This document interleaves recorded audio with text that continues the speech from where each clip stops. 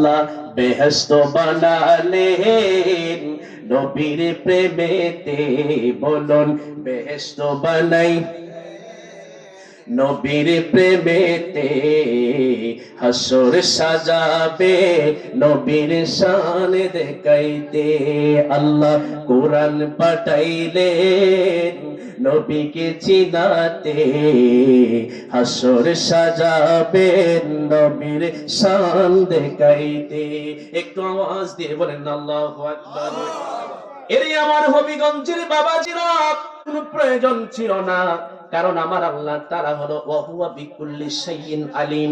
আমার আল্লাহ তাআলা সবকিছুর খবর জানে, কি জানে না?